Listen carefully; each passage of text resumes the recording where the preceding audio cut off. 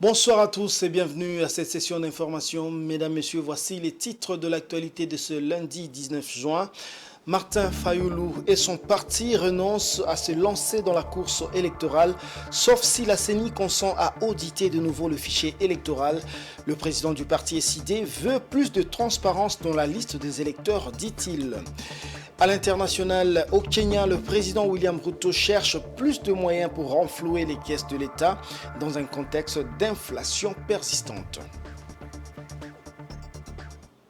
Bonsoir à tous, c'est une annonce qui suscite déjà des commentaires dans tous les sens au sein de la classe politique congolaise. Martin Fayoulou et son parti ne déposeront pas de candidature aux élections à venir. Au cours d'un point de presse, l'opposant a fait savoir que tant que le fichier électoral ne sera pas refait dans la transparence et audité par un cabinet extérieur compétent, il ne sera pas question que son parti prenne part aux élections. Suivez cet extrait de ses propos choisis par Edouard Funda. Monsieur Félix Tshisekedi veut à tout prix obtenir un autre mandat frauduleux afin de changer la Constitution en rallongeant le mandat du président de la République à 7 ans. Ainsi, il pourra rester le plus longtemps possible au pouvoir pour parachever le projet de balkanisation de notre pays, diviser les Congolais par le tribalisme, pérenniser la corruption et braquer les ressources du pays. Non, nous ne pouvons pas les laisser réaliser ces macabres projets. En conséquence, nous annonçons à l'opinion nationale et internationale que nous avons décidé de ne pas déposer les candidatures de nos membres à tous les niveaux des élections, tant que le fichier électoral, c'est-à-dire la liste des électeurs, ne sera pas refaite dans la transparence et auditée par un cabinet extérieur compétent. D'exiger des élections crédibles, c'est-à-dire transparentes, impartiales, inclusives et apaisées, conformément à la Constitution de la République. Nous nous excusons pour la qualité de ces images. Plusieurs failles ont été constatées dans les opérations d'enrôlement des électeurs. C'est la mission d'observation électorale citoyenne qui le dit. Ce collectif des organisations de la société civile a publié un rapport d'évaluation des opérations d'identification et d'enrôlement des électeurs effectuées dans les 3 zones opérationnelles, ce après avoir déployé 225 observateurs à long terme dans les différents centres d'inscription. L'objectif de cette mission est de contribuer à la transparence, la crédibilité et l'intégrité du processus électoral. C'est un reportage de Patience Lokeke et Giscard Tamba. La mission d'observation électorale citoyenne MOEC en cycle a publié ce lundi 19 juin son rapport de conclusion de son évaluation des opérations d'identification et d'enrôlement des électeurs qui se sont déroulées du 24 décembre au 7 mai 2023 dans le 3 aires opérationnel. Cette observation a permis d'évaluer la conformité du déroulement des opérations d'identification et d'enrôlement des électeurs avec le cadre légal et les standards internationaux. La journée a été consacrée à la publication du rapport d'identification et enrôlement des électeurs qui a été réalisé par la mission d'observation électorale des citoyens qui est faite de plusieurs organisations de la société civile de notre pays. Après avoir déployé près de 225 observateurs à long terme dans l'ensemble des 3 aires opérationnelles prévues par la CENI, nous avons observé 40% des centres d'inscription. Il était temps que nous puissions rendre rapport à l'opinion, ce que nous avons vu sur le terrain. Au niveau des centres d'inscription, le recrutement de personnel, le monnayage qu'on a observé, les problèmes de gestion de files d'attente. La CENI est arrivée à près de 43 millions d'électeurs qui sont inscrits sur la liste électorale. C'est déjà une bonne chose, mais cela ne devait pas occulter les problèmes qui se posent dans la machine, les problèmes de formation tardive des agents électoraux, les problèmes de paiement des agents électoraux, les problèmes de formation, de sensibilisation mobilisation de finances, chaque partie prenante a un rôle à jouer pour connaître des élections. Il faut signaler que la mission d'observation électorale citoyenne, la MOEC, avait formé et déployé 225 observateurs dans le 3 aires opérationnelles dans les zones en proie aux conflits et violences ouvertes, cas de conflits communautaires à Kwamouth, à Kinshasa, une partie de la commune de Maluku, certaines localités situées dans la province du Nord Kivu, ainsi que le 5 pays pilotes. 7 localités, dont un bastion de Codeco situé au village Petro, sont passées sous le contrôle des forces armées de la République démocratique du Congo grâce aux résultats des opérations baptisées Chasse au Chacal menées samedi par les forces loyalistes sous le commandement du général Nyombo Abdallah, commandant du secteur opérationnel en Ituri. Ces opérations visent à mettre fin à l'activisme du groupe armé Codeco en territoire de Djougou. Joint au téléphone par Géopolis, le porte-parole du secteur opérationnel des FARDC appelle la population à collaborer avec l'armée nationale. Le lieutenant Jules Ngongo répond à Jojo Moulamba. Comme c'était annoncé par le gouverneur militaire et commandant des opérations lieutenant-général Luboya Kashamadjoni, depuis ce matin, les forces armées de la République démocratique du Congo viennent de lancer les opérations militaires contre les groupes armés Codeco, auteurs de massacres des non-populations territoire de Djougou. Donc pour cette première journée du lancement des opérations, les forces armées ont récupéré le village Petro. Vous savez que c'est l'un des bastions des groupes armés Codeco où tout se prépare, où tout se cogite pour attaquer cette partie de la République. Ce matin, sous la conduite des opérations par le général-major Nyembo Abdallah, qui est sur terrain, les forces armées viennent de conquérir cette localité. Pour le moment, nous appelons la population à regagner leurs milliers. Dans l'entretemps, les forces armées continuent avec les opérations sur terrain. Et nous sollicitons à la population, encore une fois, de collaborer avec les forces armées, de dénoncer tous les cas suspects. Comme ça a été annoncé par le gouverneur, le mandat d'arrêt ont été lancés contre les auteurs et les co-auteurs de massacres, de tueries dans les territoires de Djougou. Pour le moment, nous sommes à la recherche de celui-là qu'on appelle Tsura. On va l'arrêter et il sera déféré à la justice. Si on ne l'arrête pas vivant, on va retrouver son corps sur le champ de bataille. Donc voilà la lieu où nous sommes. Nous appelons la population tout entière à rester calme et à faire confiance aux forces armées. Alors que le monde s'apprête à célébrer la journée consacrée aux réfugiés qui est célébrée chaque 20 juin, la région des Grands Lacs a déjà entamé la réflexion sur les causes, mais surtout les solutions pour réduire les mouvements précaires des citoyens. À Kampala, où les ministres de la région se sont réunis pour une conférence sur la question, Peter Kazadi, vice-premier ministre en charge de l'Intérieur et Sécurité, a partagé la lecture de la RDC sur ce sujet. De retour à Kinshasa, il résume l'essentiel de son message délivré à Kampala. Suivez. J'ai indiqué le Rwanda comme la cause principale des déplacements de nos populations, tant en interne qu'en externe. C'est le Rwanda qui entretient des groupes armés avec son armée sur notre sol. C'est le Rwanda qui nous fait la guerre. C'est le Rwanda qui contraint nos compatriotes à aller se réfugier, d'autres à se disperser à travers le pays. Il faut qu'on mette fin à la violence puisque la violence ne conduit à rien. La violence détruit. La violence ne permet pas le développement de nos pays. M. Kagame a développé ses cultes, croyant peut-être qu'il sera primé, mais la violence a toujours un commencement et une fin, et souvent la fin est tragique. Nous avons sensibilisé pour notre part la communauté des États de l'Afrique de l'Est. Nous pensons qu'ils ont compris les messages venant de la République démocratique du Congo. Mais entre-temps, nous devons nous organiser comme une nation pour faire face à tous ceux qui nous veulent du mal. Journée mondiale de lutte contre la drépanocytose ce 19 juin.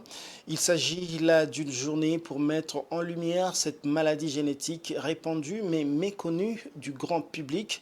Au Congo-Kinshasa, selon une étude de 2020, 25 à 30% des populations sont AS, c'est-à-dire qu'ils portent le gène sans être malades, et 2 à 3% des populations sont atteintes de la drépanocytose. Suivez ce récit de Maryse Boleli.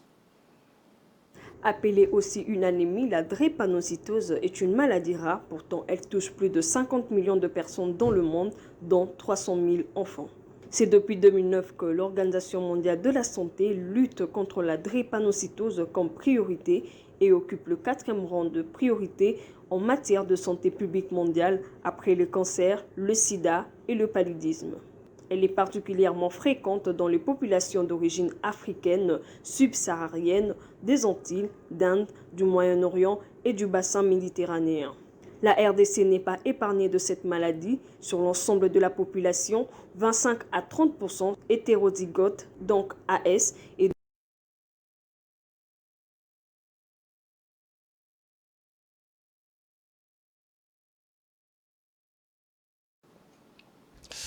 Au moment où le taux de chômage est encore élevé en RDC, les vendeurs ambulants ont lancé un cri d'alarme contre les tracasseries policières qu'ils subissent tous les jours, les empêchant d'exercer leur métier avec quiétude. Selon certains vendeurs ambulants rencontrés sur le terrain, la création d'emplois serait un remède pour améliorer leur situation afin qu'ils arrêtent de vendre le long des rues, principalement dans la commune de la Gombe où l'accès leur est interdit. Suivez ce reportage de Damani Mujinga. Dans un pays où le chômage bat son plein, plusieurs personnes, surtout les jeunes, se sont livrées à des activités de subsistance. On retrouve les vendeurs ambulants un peu partout dans les coins chauds de la capitale en train de vendre leurs marchandises. Ces jeunes, qui exercent particulièrement dans la commune de la Gombe, se plaignent du traitement qu'ils subissent de la part des policiers. Certains admettent quand même qu'ils agissent contre les règles, mais ils le font, disent-ils, faute de travail mieux rémunéré. Ce n'est pas mal de nous interdire de vendre en plein centre-ville, car nous savons que c'est l'image de notre capitale. Mais nous venons vendre pour survivre, car il y a la pauvreté dans le pays. Malgré que le policier nous chasse, le lendemain, nous revenons toujours vendre. S'ils reconnaissent agir contre les règles, ils décrient néanmoins la procédure employée par la police lorsqu'ils les réprimandent. Je me suis dit qu'être un Kuluna n'est pas une bonne chose. Alors, je cherche un petit rien en vendant de l'eau pour nourrir ma famille. Lorsqu'on se rencontre avec les policiers pendant la vente, ils nous arrêtent et ravissent notre argent et toute notre marchandise pour enfin nous amener en prison. Et les autorités se chargent de cette situation car je fais tout ceci pour manger à la sueur de mon front. La traque contre les vendeurs ambulants ne date pas d'aujourd'hui. C'est depuis des années que les autorités urbaines accusent ces derniers d'être à la base de l'insalubrité qui règne dans la ville de Kinshasa. Jusqu'à ces jours, aucune solution atténuante n'a pu être trouvée afin d'assainir le secteur informel en République démocratique du Congo. En sport, les Léopards de la RDC ont battu les Panthères du Gabon par le score de 2-0. C'était à Franceville dimanche.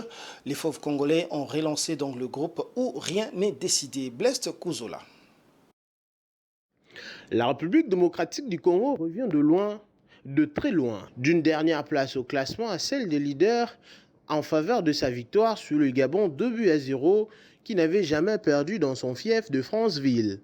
Longtemps sur le fil, les Léopards ont tenu dans la tempête au stade de la rénovation de Franceville pour sortir victorieux d'une rencontre qu'il fallait gagner à tout prix.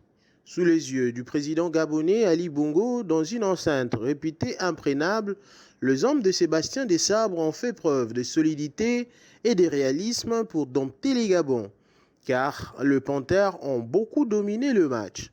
Ils ont eu les occasions nombreuses pour sortir les vainqueurs de ce choc, mais la maladresse de Boupenza, Bouanga ou encore Aubameyang, ajouté aux multiples parades d'Elolène Pansy, ont maintenu en vie les Congolais. Grâce au premier but en sélection de Chibola à 34e minute contre le cours du jeu, puis de Fiston Kalala Mayele, auteur d'un petit bijou à la 83e minute, les Léopards ont infligé une leçon de réalisme aux Panthères qui ont eu de nombreuses occasions mais se sont heurtés à un passé en état de grâce dans le but adverse. Signalons que Pierre-Emerick Aubameyang a été bien muselé par Chancel Mbemba. Le Congolais pointe provisoirement à la première place de leur poule avec 7 points et se relance dans la course à la qualification. La RDC, qui avait commencé les éliminatoires avec 2 défaites, vient de se relancer à la course de cette qualification dans le groupe I, où personne n'est qualifié ni éliminé, même après le match du mardi prochain entre le Soudan et la Mauritanie. Le Gabon, lui, a de quoi être amer. Il avait la qualification à la portée des mains. Il doit désormais aller la chercher sur le terre de la Mauritanie lors de la dernière journée. Avec cette opération, la RDC aura un ultime défi à relever face au Soudan le 4 septembre prochain, soit à Kinshasa ou à Lubumbashi pour le compte de la 6e et dernière journée de ces éliminatoires pour la CAN Côte d'Ivoire 2023. La frappe de Mayele! L'actualité, c'est également en dehors des frontières congolaises.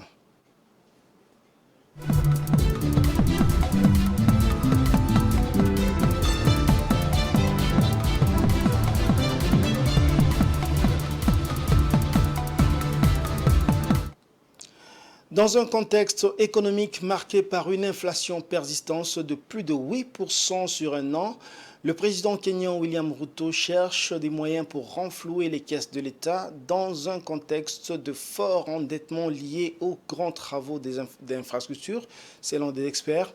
Et pour accroître les ressources publiques, le gouvernement propose l'introduction des nouvelles taxes dans le pays. Edouard Funda. Au Kenya, afin d'alimenter les caisses de l'État, le gouvernement souhaite instaurer de nouvelles taxes. Ces taxes iront du poisson importé aux produits de beauté en passant par les jeux de hasard en vue de générer 289 milliards de shillings de recettes. Ces propositions faites lors de l'Assemblée parlementaire tenue le 15 juin 2023 permettront de financer les projets étatiques alors qu'une enveloppe de 3 679 milliards de shillings a été retenue comme budget de l'État pour l'année 2023-2024.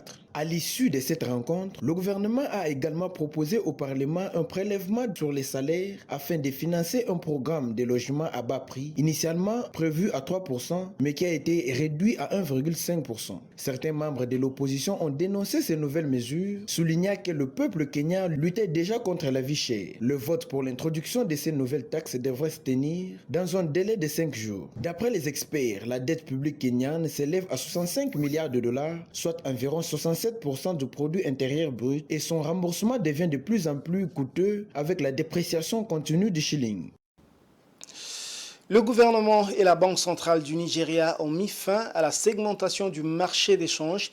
Désormais, le Naira sera négocié au taux de marché au lieu d'être fixé par rapport au dollar américain.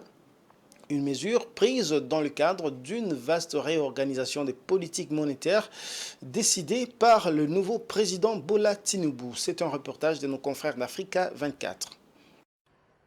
Dans le cadre des efforts du gouvernement nigérien pour améliorer la liquidité et la stabilité du marché financier et attirer des investisseurs étrangers dans l'économie nigériane, la Banque centrale du Nigeria a annoncé via un communiqué paru le 14 juin 2023 l'adoption d'un taux de change unifié, l'unification des fenêtres FX ainsi que l'effondrement de toutes les fenêtres d'investissement. La Banque centrale de ce pays d'Afrique de l'Ouest a également aboli le programme Naira for Dollar et formalisé la segmentation du marché d'échange en différentes fenêtres. Les exportateurs s'interrogeaient sur le fait d'exporter et de recevoir leur argent à travers une fenêtre en ligne à travers laquelle il sera donné un coup pour marchander par le gouvernement. Cela n'encourage pas les exportateurs et n'encourage d'ailleurs pas d'investissement direct étranger. Avec ces annonces, nous espérons que plusieurs investisseurs viendront dans ce pays. Pendant des années, des experts et des institutions financières mondiales ont soulevé des inquiétudes concernant le régime de taux de change opaque du Nigeria. Le nouveau président nigérian, Tinubu, avait défini comme priorité de son mandat un plan visant à harmoniser les taux de change multiples du pays dans le cadre du vaste plan de transformation du Nigeria. Une orientation censée influencer positivement les données macroéconomiques du pays avec un produit intérieur brut qui augmenterait au moins de 6% selon des attentes du président Tinubu. À long terme, nous allons voir les taux d'offre et de demande déterminer le coût des marchés. Lorsque cela va arriver, nous espérons que les risques seront réduits et que cela sera orienté par les processus des marchés. Lorsque cela va arriver, plusieurs personnes feront d'énormes efforts pour venir avec leur monnaie étrangère afin d'obtenir des meilleures valeurs en termes de monnaie ici.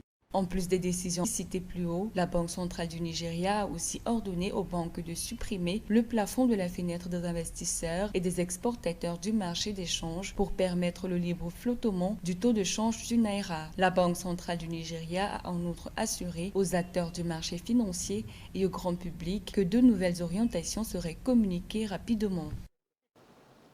Place à présent à la revue de presse.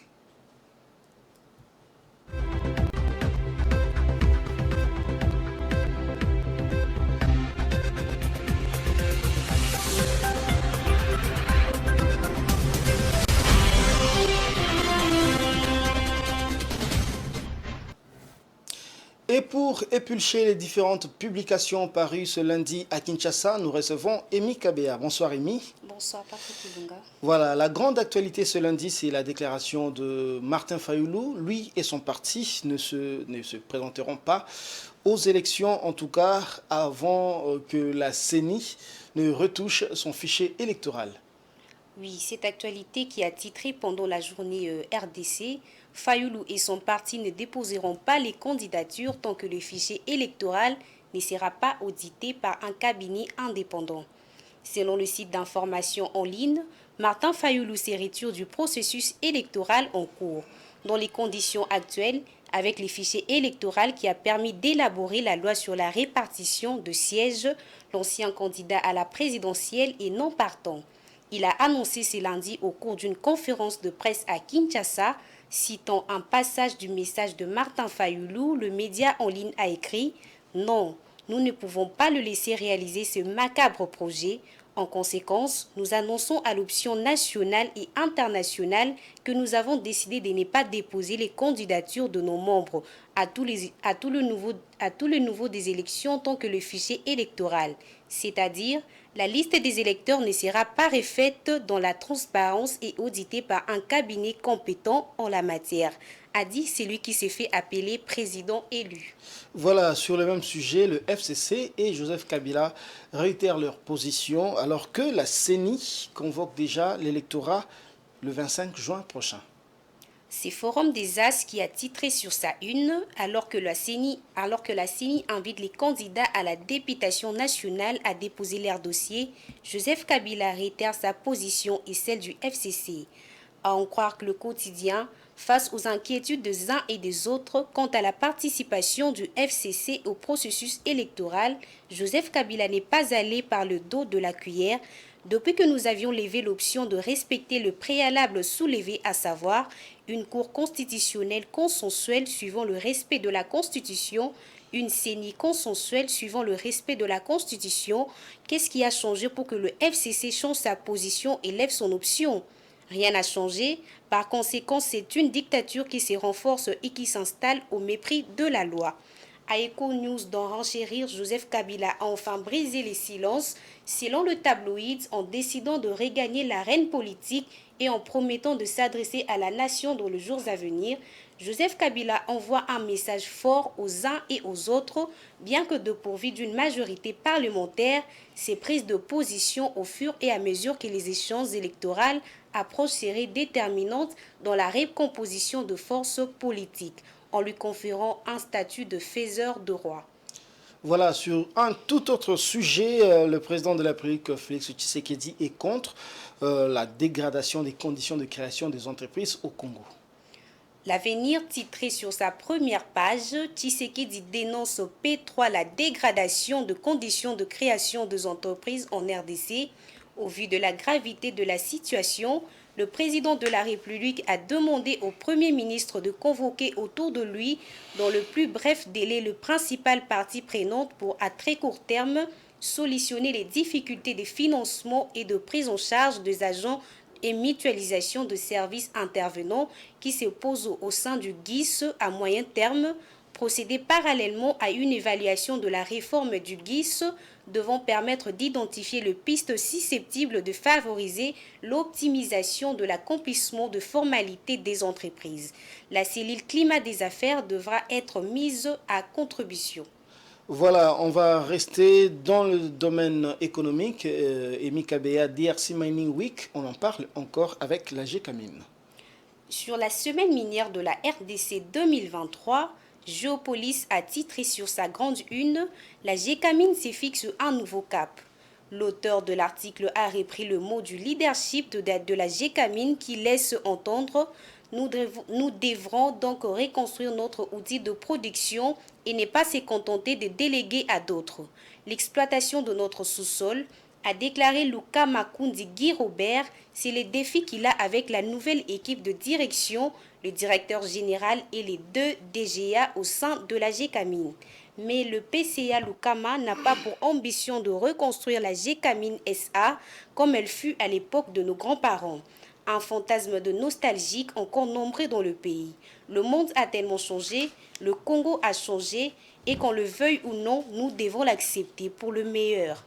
Notre patrimoine est préservé, il suffirait de le mettre en valeur, mais cela coûte énormément. Avis partagé par plusieurs experts. Voilà, on va terminer par ce que les Léopards ont réalisé hier. Les journaux reviennent encore sur la victoire des Fauves congolais sur le Gabon. Dépêche CD est revenu sur la victoire de Léopard Foot éliminatoire Cannes 2023. La RDC prend la tête du groupe I, a titré le site d'information. Grâce à cette victoire, la RDC prend la tête du groupe I avec 7 points, ce avant la 6e journée prévue en septembre en terre congolaise face au Soudan. Les Léopards ont démontré leurs griffes lors de cette partie tout en étant lucides. Lionel Passy, le portier congolais de Rodez en France, s'est opposé à plusieurs occasions gabonaises dans ce match. La concrétisation des espoirs congolais est intervenue à la 34e minute grâce à Aaron Chibola. Ce dernier a repris le corner tiré par Arthur Maswaku 1-0. Ensuite, à 7 minutes du terme, Fiston Kalala, dans une action pleine d'intelligence, a crucifié les Gabonais par un 2e but victorieux 2-0. Ce fin de cette revue de presse, Patrick Ilunga. Merci beaucoup, Emi Kabea. Fin de cette édition, mais avant de la boucler complètement, le rappel de différents titres. Martin Fayoulou et son parti renoncent à se lancer dans la course électorale, sauf si la CENI consent à auditer de nouveau le fichier électoral. Le président du parti SID veut plus de transparence dans la liste des électeurs, dit-il. Et puis, à l'international, vous l'avez suivi, au Kenya, le président William Ruto cherche plus de moyens pour renflouer les caisses de l'État dans un contexte d'une inflation persistante. C'est la fin de cette édition. Merci de l'avoir suivi et bonne suite de programmes sur Géopolis Télévision.